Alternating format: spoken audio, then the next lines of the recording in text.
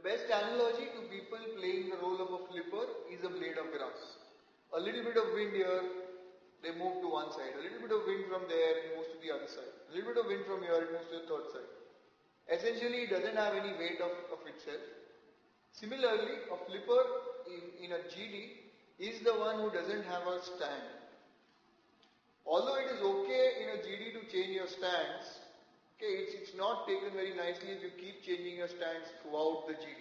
First minute you are for, third minute you are against, fifth minute you are for, ninth minute you are against, 10th minute you are for, 11th minute you are against, etc. Then you are not taken as a person who can take a stand or who is able to take a point of view and defend it. Okay? For people who play this role, sometimes it is good if you change to a contrary point of view than what you've taken, contrary stand or what you've taken.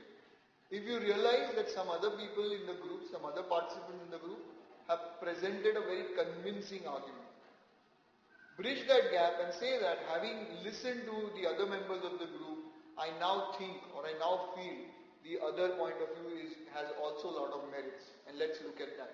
Or I'm more convinced about it right now. Okay? Otherwise, it's something, a role that you can avoid. If a flippant is somebody who keeps changing his points of views, a dominating leader is somebody who will never change his point of view. He is more like a rock solid mountain who says that no matter what winds flow, no matter what storms, I will not change from what I have said. Essentially, this person is trying to thrust his point of view on other members of the group, not really ready to listen to someone else's point of view, and believes that what he says has to be the epitome of any point in the GD. Okay?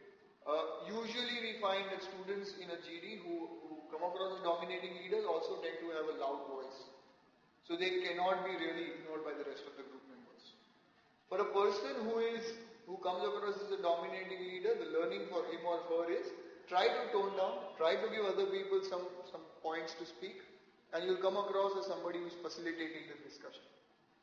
For the other participants who come across a dominating leader, the best way to counter them is to cross their point with a lot of content. You should be backed by a lot of content. Like the ringmaster in a circus who directs the animals at the particular location and who gives a nice performance and ends with an applause from the crowd, the person who plays the role of a ringmaster ensures that he or she helps gather support from people, ensures that certain people in the group certain candidates in the group who are not talking on the topic, come back to the topic. Essentially, he plays the role of a facilitator in the discussion. Okay? This person comes across as a great value addition to the team. He may or may not add too much of content, but his process of ensuring the discussion goes ahead, carries the discussion beautifully ahead. Okay? Try and see if you can inculcate the role of playing the ringmaster. One of the ways to ensure that you do this is to have something called as interim summaries. If the GD is of 15 minutes, in the 5th minute come out and say, till now we've discussed this and this is where we are, so let's go ahead. In the 10th or the 11th minute, say, till now we've discussed this in the first 2/3 of the GD, and now let's move from there. This will ensure that you come across as a person who ensures the entire group is together and moves ahead on the same trajectory.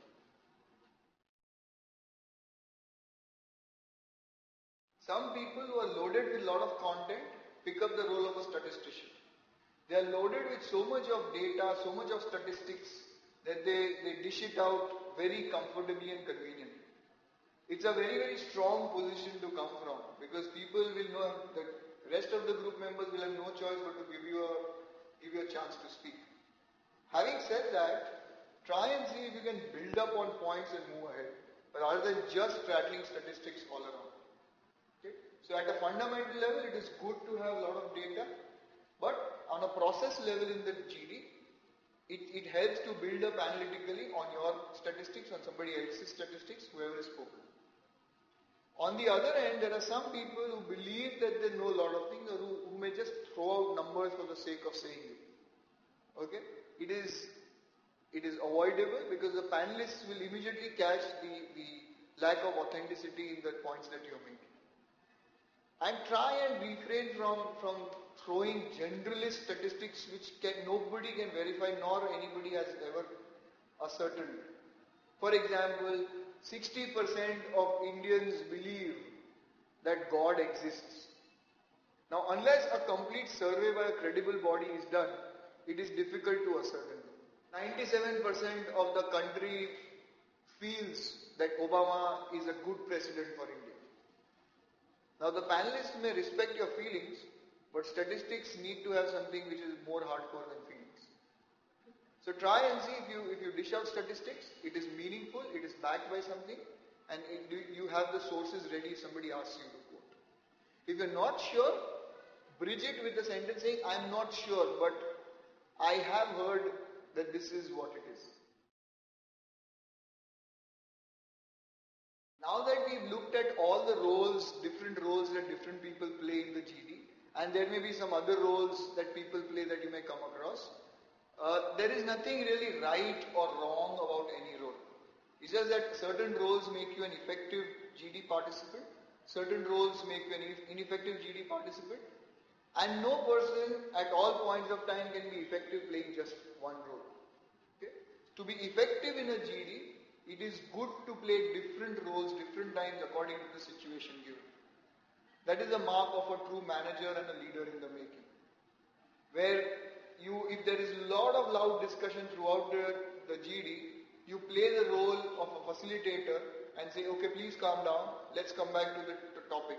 Please calm down, let's come back to the topic.